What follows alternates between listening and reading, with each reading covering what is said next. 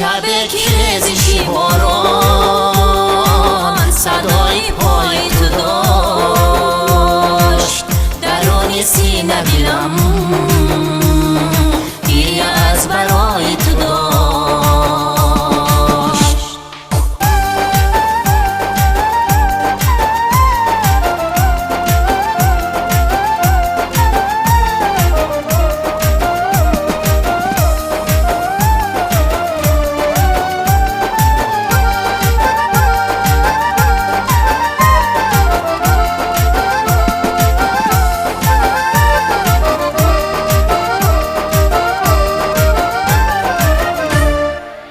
چو حرف مرا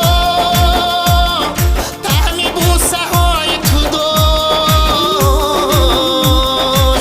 کسی که حرمتی من داشت از برای تو داشت.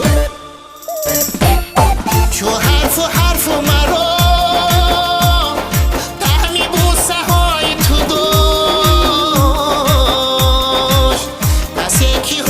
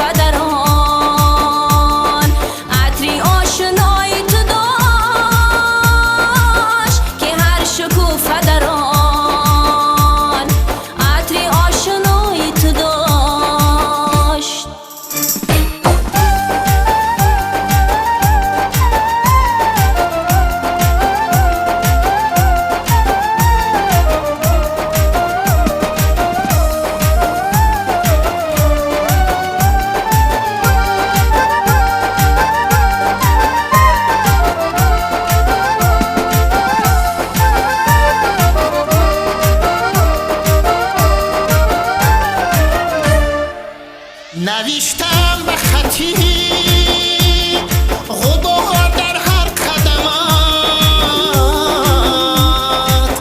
بلند سیر شود هر کی سر به پای تو داشت. نوشتم به خطی غبار در هر قدمت، بلند سیر شود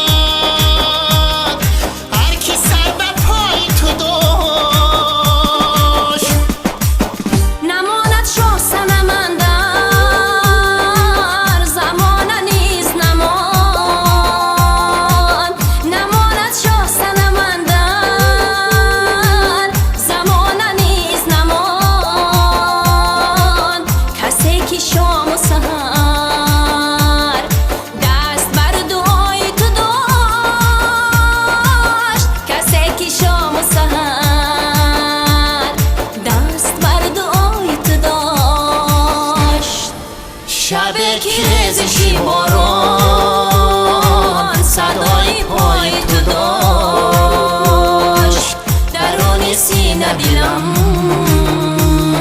گریه از برای تو داشت.